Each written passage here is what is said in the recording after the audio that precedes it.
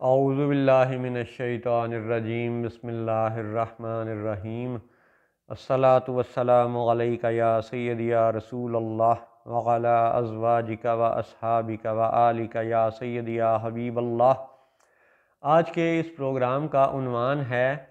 اللہ اور سائنس۔ الحمدللہ لاہور شہر سے آج کے اس پروگرام کے وقت آج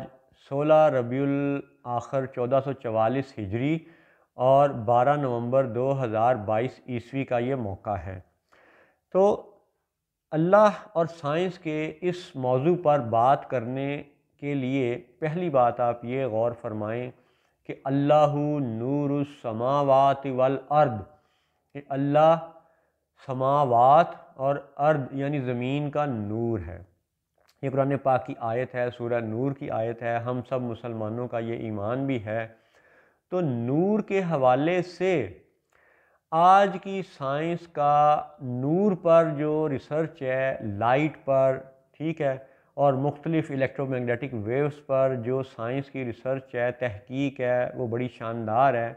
لیکن پھر بھی اس حقیر کا خیال ہے کہ سائنس کے چند حقائق ایسے ہیں جو آج کی نسل کو بتانے ضروری ہیں۔ تو اب اس کا آپ پہلا قدم یہ سماعت فرمائیں، پہلی بات یہ سنیں کہ نور کے حوالے سے سائنس کی تحقیق یہ ہے کہ یہ جو روشنی جسے ہم وائٹ لائٹ بھی کہتے ہیں، سفید روشنی بھی سمجھتے ہیں، یہ جو عام ہمیں روشنی میں یہ چیزیں نظر آ رہی ہوتی ہیں، تو اس روشنی کی رفتار کی جو پیمائش کی ہے سائنسدانوں نے، یہ انہوں نے بڑا کمال کیا۔ اس کی ایک لمبی تاریخ ہے اور خلاصہ اس کا یہ ہے کہ روشنی جو ہے یہ 1 سیکنڈ میں تقریباً 3 لاکھ کلومیٹر سفر طے کر لیتی ہے۔ پورا 3 لاکھ نہیں، 3 لاکھ کے قریب یعنی موٹی موٹی کیلکولیشن میں آپ یوں سمجھ لیں کہ 2 سیکنڈ میں یہ تقریباً 6 لاکھ کلومیٹر دور چلی جائے گی روشنی کی شعاع۔ 3 سیکنڈ میں یہ تقریباً 9 لاکھ کلومیٹر دور چلی جائے گی۔ تو اسی طرح سے نوری سال یعنی لائٹ ایئر، نوری سال ایک ایسے فاصلے کو کہا جاتا ہے، ایک ایسے ڈسٹنس کو کہا جاتا ہے، ایک ایسی طول، ایک ایسی لینتھ، ایک ایسی لمبائی کو کہا جاتا ہے کہ وہ فاصلہ جو روشنی 1 سال میں طے کرے۔ یعنی اب آپ یہ دیکھیں کہ 1 سیکنڈ کے حساب سے آپ منٹوں میں جائیں تو 60 سیکنڈ کا 1 منٹ ہوتا ہے، پھر 60 منٹوں کا 1 گھنٹہ ہوتا ہے، پھر 24 گھنٹوں کا 1 دن ہوتا ہے، پھر تقریباً 365 دنوں کا 1 سال ہوتا ہے۔ تو اس طرح آپ اگر ضرب دیں، ملٹیپلائی کریں 3 لاکھ کو، ٹھیک ہے، 60، پھر ضرب 60، پھر ضرب 24، پھر ضرب 365، تو آپ حیران رہ جائیں گے کہ روشنی کی یہ شعاع، یہ لائٹ ویو 1 سال میں 90 کھرب کلومیٹر سے زیادہ کا فاصلہ طے کر لیتی ہے 1 سال میں۔ یعنی جو ہماری زندگی کا، عمومی زندگی کا 1 سال ہے، اس 1 سال میں روشنی تقریباً 90 کھرب کلومیٹر سے زیادہ کا فاصلہ طے کر لیتی ہے۔ اس کو اب ایک دوسرے زاویے سے سوچیں کہ آج کل ہم جو جہاز میں بیٹھتے ہیں اور لاہور سے مدینہ شریف یا مکہ شریف چلے جاتے ہیں، تو یہ جہاز اڑتا ہے تقریباً 1000 کلومیٹر یا 1200 کلومیٹر کی اوسط رفتار سے، ٹھیک ہے۔ اور اگر ہم 1200 کلومیٹر فی گھنٹہ کی رفتار سے اڑنے والے جہاز کا حساب لگائیں تو روشنی نے جتنا فاصلہ 1 سال میں طے کیا، روشنی نے، لائٹ ویو نے، روشنی کی شعاع نے ایک فاصلہ، ایک لمبائی جتنا وہ 1 سال میں طے کی، 90 کھرب کلومیٹر سے زیادہ۔ اب اگر ایک عام انسان ایک ہوائی جہاز پہ بیٹھے اور 1200 کلومیٹر فی گھنٹے کی رفتار سے وہ سفر کرنا شروع کرے تو اتنا فاصلہ طے کرنے کے لیے 7.5 بلین سے زیادہ عرصہ چاہیے، یعنی 7.5 ارب سالوں سے زیادہ لمبی عمر چاہیے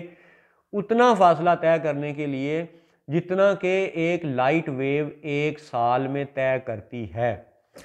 اب ناسا کے سائنسدانوں نے یا دنیا کے دیگر سائنسدانوں نے جو اس کائنات کی حقیقتوں کو اور وسعتوں کو دیکھا ہے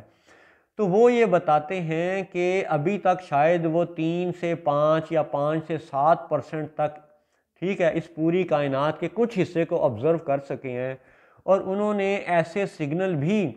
دیکھے ہیں، مشاہدے میں ان کے آئے ہیں کہ کوئی ایسی شعاع بھی زمین تک پہنچی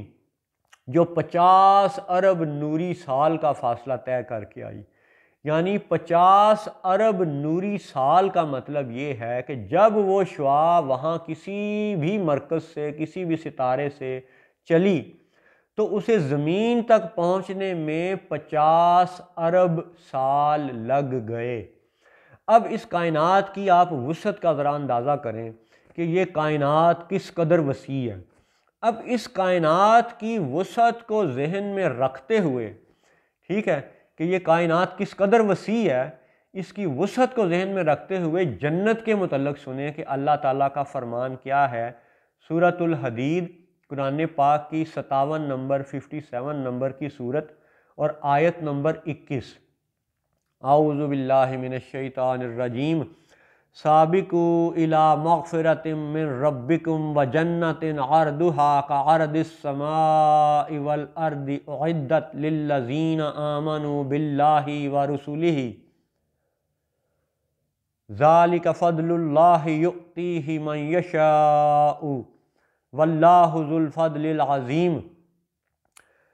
یعنی سابقو، سبقت کرو، بڑھ کر چلو اپنے رب کی بخشش مغفرت کی طرف، اور اس جنت کی طرف جس کی چوڑائی جیسے آسمان اور زمین کا پھیلاؤ، اعدت للذین، بنائی گئی ہے، تیار ہوئی ہے ان کے لیے، آمنو، جو ایمان لائے، باللہ، اللہ پر، ورسولہ، اور رسولوں پر، ذالک فضل اللہ یؤتیہ من یشاء، یہ اللہ کا فضل ہے جسے چاہے دے، اور اللہ بڑے فضل والا ہے۔ یعنی یہاں پہ جنت کی چوڑائی کو سماوات و ارض کے اس وسعت سے اس لیے بیان کیا گیا کہ انسان اس کی وسعتوں پر ذرا غور کرے۔ اور پھر جب سیدنا آدم علیہ السلام کو سجدہ کروایا گیا تو اب غور کریں کہ جنت پہلے بن چکی تھی، زمین پہلے بن چکی تھی، جنات، فرشتے یہ پہلے بن چکے تھے، اور کوئی آگ سے بنا، کوئی نور سے بنا، کوئی پتھر، کوئی لوہا، کوئی لکڑی، کوئی مختلف طرح کی مصنوعات، یہ سب چیزیں مختلف شانوں میں موجود ہیں، مخلوقات کئی طرح کی موجود ہیں، جبکہ اللہ تعالیٰ کا فرمان کیا ہے کہ اللہ نور السماوات والارض۔ اب جب آپ ان ساری باتوں کو ذرا ایک اس زاویے سے دیکھیں کہ مخلوقات میں تو لوہا بھی ہے، لکڑی بھی ہے، پتھر بھی ہے، اور کئی طرح کی، بے شمار طرح کی مصنوعات ہیں، چیزیں ہیں، مخلوقات ہیں، تو اب معاذ اللہ آپ اللہ کو لوہے کا شمار نہیں کر سکتے، آپ اللہ کو لکڑی کا شمار نہیں کر سکتے، اسی طرح آپ اللہ کو پتھر کا شمار نہیں کر سکتے، کہ یہ سب چیزیں، یہ سب باتیں تو مخلوقات ہیں۔ اللہ تعالیٰ نور ہے، اور اللہ نور السماوات والارض، اس شان والے اللہ نے جب آدم علیہ السلام کو تخلیق فرمایا تو وہ فرشتے جو پہلے سے جنت میں رہ رہے تھے، اللہ کا ذکر کر رہے تھے، اللہ کی عبادتیں کر رہے تھے، وہ جنات، وہ جو پہلے سے جنت کا مشاہدہ کر رہے تھے، زمین پہ آتے جاتے تھے، یعنی ان کی آبزرویشن کی جو پاور ہے، ان کا مشاہدہ جو ہے وہ بہت زیادہ تھا، لیکن ان کو حکم کیا ہوا؟ حکم یہ ہوا کہ تم نے آدم کو سجدہ کرنا ہے، یعنی نبی کی تعظیم کرنی ہے۔ اب بات یہ ہے کہ وہ جو سائنسی علوم کی آج بات کرتے ہیں، ان کا علم کس پہ بنیاد کرتا ہے؟ وہ مشاہدے پہ، آبزرویشن پہ، دیکھی ہوئی چیزوں کو، محسوس کی جانے والی چیزوں کو، حس کے مطابق محسوس ہونے والی چیزوں کی میئرمنٹ، پیمائش، کیلکولیشن، ایمپیریکل کیلکولیشن، فارمولے، اور پھر ان فارمولوں کے مطابق کچھ اصول، کچھ قانون اخذ کرنا، کچھ مصنوعات بنانا، کچھ چیزیں بنانا، جس میں سے بہت سے انسان کی بھلائی کے لیے بھی ہیں، تو سائنس بے شک آبزرویشن پہ بیس کرتی ہے، امپیریکل کیلکولیشنز پہ بیس کرتی ہے، مشاہدے پہ، پیمائش پہ یہ اس کا احاطہ ہے، لیکن بنیاد اس کی انہی باتوں پہ ہے۔ لیکن بات یہ ہے کہ جب سائنس زندگی کو اور زندہ چیزوں کو بیان کرتی ہے تو پودوں، مچھلی، پرندے، چڑیا، طوطا، جانور، شیر، ہاتھی، انسان، ان سب کو، زندہ اشیاء کو جب وہ دیکھتے ہیں سائنسدان، تو زندگی کے حوالے سے وہ جو چند نکات کا خلاصہ بیان کرتے ہیں، اس میں سے ایک نکتہ یہ ہے کہ جی زندہ چیزیں وہ ہوتی ہیں جن میں گروتھ ہوتی ہے، بڑھوتی ہوتی ہے، نشو و نما ہوتی ہے۔ جیسے انسان پہلے چھوٹا بچہ ہوتا ہے، بعد میں بڑا ہو جاتا ہے، اسی طرح شیر کا بچہ پہلے چھوٹا ہوتا ہے، بعد میں بڑا ہو جاتا ہے۔ تو گروتھ ہونا، بڑھنا، یہ مخلوقات کی تو خصوصیت ہے، لیکن یہ اللہ تعالیٰ کی شان کے شایان نہیں ہے، یعنی یہ بات اللہ کے شایان شان نہیں ہے۔ اللہ اس سے ماورا ہے، پاک ہے، بلند ہے، اللہ کی شان اس سے ہٹ کر کے کچھ بلند تر ہے۔ یعنی مخلوقات تو چھوٹے سے بڑی ہوتی ہیں، لیکن اللہ کے متعلق ہم یہ ایمان نہیں رکھ سکتے کہ معاذ اللہ سمجھانے کی نیت سے عرض کر رہا ہوں، اللہ کے ذات کے حوالے سے کوئی یہ نہیں کہہ سکتا کہ معاذ اللہ پہلے چھوٹا تھا اور اب وہ بڑا ہو گیا۔ یہ تصور اللہ کے لیے نہیں ہے۔ تو گروتھ اور بڑھوتی اور نشو و نما یہ مخلوقات کا خاصہ ہے، جبکہ اللہ اس سے پاک ہے۔ اس کا مطلب ہے سائنس جس کو زندگی کی ڈیفینیشن قرار دے تو وہ ڈیفینیشن اللہ کی ذات کے حوالے سے تو مطابقت ہی نہیں رکھتی، اس کی تو ادھر کوئی مطابقت ہی نہیں ہے۔ اگر اللہ کی ذات کے حقائق کو دیکھا جائے تو ہم یہ مانتے ہیں کہ اللہ زندہ ہے، هو الحی القیوم، وہ زندہ ہے، قائم ہے، اوروں کا، دوسروں کا قائم رکھنے والا ہے۔ تو اللہ کا زندہ ہونا، اللہ کا قائم ہونا قرآن پاک سے ثابت ہے، لیکن سائنس جو کہتی ہے کہ گروتھ، وہ گروتھ یہاں مطابقت نہیں رکھتی۔ تو اس کا مطلب ہے کہ سائنس کے جو علوم ہیں وہ مخلوقات کے لیے تو درست ہیں، لیکن اللہ کی ذات کے حقائق تک سائنس نہیں لے کے جاتی۔ اسی کی ایک اور مثال سنیں۔ سائنس جو ہے، سائنسدان جو ہیں، وہ زندہ چیزوں کی ایک ڈیفینیشن یوں بیان کرتے ہیں کہ جی زندہ چیزیں ری پروڈکشن کرتی ہیں، ری جنریشن ہوتی ہے ان میں، وہ اپنی نوع، اپنی کائنڈ، اپنی قسم کے بچے پیدا کرتے ہیں، مخلوقات کو پیدا کرتے ہیں۔ یعنی شیر ہے تو وہ شیرنی مل کے وہ شیر پیدا کریں گے، مرد عورت مل کے انسان کا بچہ پیدا ہوگا۔ اسی طرح مختلف مخلوقات میں اگلی نسل کے پیدا ہونے کا جو تصور ہے، جو اولاد کا تصور ہے، اسی طرح آم ہے، ایک درخت ہے، اس کی آپ گٹھلی بیج زمین میں دبائیں تو اگلا آم کا ایک نیا درخت اگ آئے گا، نئی نسل آ جائے گی۔ تو یہ جو نسل کا، جنریشن کا، ری پروڈکشن کا تصور ہے، جوڑے دار مخلوقات کا یہ تصور ہے، بے شک سائنس اس کا مشاہدہ کرتی ہے، اس کے قوانین بناتی ہے، ٹھیک ہے، درست ہے، لیکن پھر غور کریں کہ سائنس مخلوقات کے علوم کو تو بیان کر رہی ہے، لیکن اللہ کی ذات، اللہ کی شان یہ ہے کہ اعوذ باللہ من الشیطان الرجیم، قل هو اللہ احد اللہ الصمد لم یلد ولم یولد ولم یکن لہ کفوا احد۔ یعنی اللہ تعالیٰ ماں باپ سے پاک، اولاد سے پاک، نہ اس کے ماں باپ نہ اس کی اولاد۔ تو سائنس اگر زندہ چیزوں کے حوالے سے ری پروڈکشن، ری جنریشن یا نیو جنریشن یا نئی نسل یا اولاد کی بات کرے تو اللہ تعالیٰ اس سے بلند ہے، ماورا ہے، پاک ہے۔ تو سائنس مخلوقات کا علم تو آپ کو دیتی ہے، لیکن اللہ تعالیٰ کی حقیقت، اللہ تعالیٰ کی معرفت آپ کو نہیں بتاتی۔ پھر آپ غور کریں کہ وہ جنت جس کی چوڑائی بہت بڑی ہے، وہ جنت جو مومنوں کے لیے بنائی گئی ہے، وہ جنت جس میں فرشتے اور جن پہلے سے رہ رہے تھے، وہ فرشتے اور وہ جن کی آبزرویشن پاور بہت زیادہ تھی، ٹھیک ہے، ان کو یہ کہا گیا کہ آدم علیہ السلام کو سجدہ کرو۔ یعنی ان کا مشاہداتی علم وہ نچلے درجے پہ بیان ہوا، اور جو وعلم آدم الاسماء کلھا کی شان بیان ہوئی، وہ الہامی علم اعلیٰ درجے کا بیان ہوا۔ گویا کہ آبزرویشن، مشاہدے کا جو علم ہے وہ نچلے درجے کا علم ہے، وہ مخلوقات کا علم ہے، ٹھیک ہے۔ اور نبی کی شان یہ ہے کہ نبی کو الہامی علم عطا ہوتا ہے، اور اسی لیے نبی کی ذات پر ایمان لانا ضروری ہے۔ پھر آپ غور کریں کہ جن کی آبزرویشن کی پاور زیادہ تھی ان کو حکم ہوا کہ آدم کو سجدہ کریں۔ وَعَلَّمَ آدَمَ الْأَسْمَاءَ كُلَّهَا میں مفسرین یہ بتاتے ہیں کہ نہ صرف نام سکھا دیے گئے بلکہ ان کے حقائق بھی بتا دیے گئے کہ کون سی تاثیر گرم ہے، کس چیز کی تاثیر ٹھنڈی ہے، ان کے مرکز و ماخذ کیا ہیں، ان کے فوائد کیا ہیں، وغیرہ وغیرہ۔ تو اللہ تعالیٰ کی طرف سے جو آدم علیہ السلام کو الہامی علم عطا ہوا وہ مشاہداتی علم سے بڑھ کر تھا، اسی لیے سجدہ آدم کو کروایا گیا۔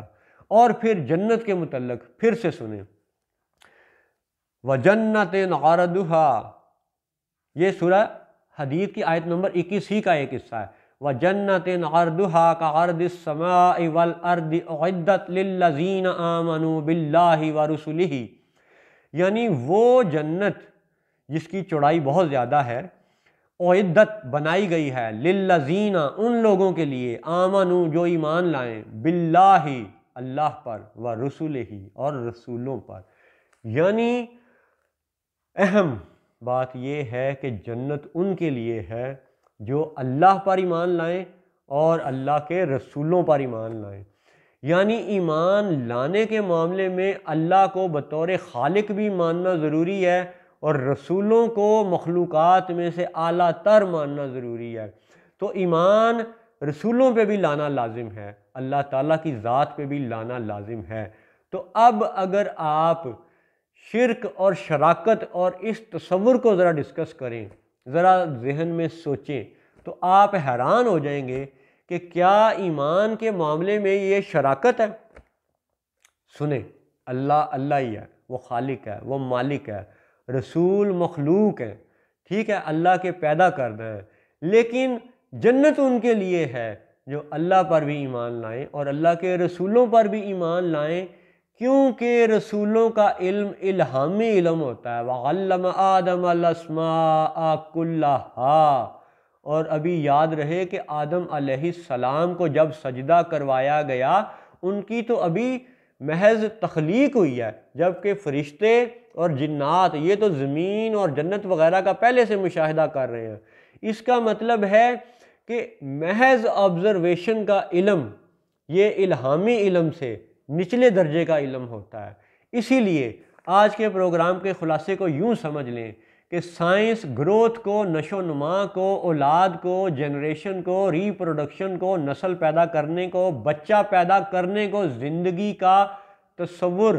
اس سے جوڑتے ہیں وہ، یعنی زندہ وہ شمار کیا جائے گا جو بچے پیدا کرے، لیکن اللہ زندہ ہے اور اللہ بچے پیدا کرنے سے پاک ہے، لہٰذا سائنسی علوم تک اپنے بچوں کو قید نہ رکھیں بلکہ اللہ و رسول کی معرفت کے لیے انہیں قرآن پاک کا وہ حقیقی علم دیں جو انبیاء و صالحین کے ہاں سے ملتا ہے، بزرگوں سے ملتا ہے، خانقاہوں سے ملتا ہے، مسجدوں سے ملتا ہے، علومیناتی اداروں سے نہیں ملتا۔ السلام علیکم ورحمۃ اللہ وبرکاتہ۔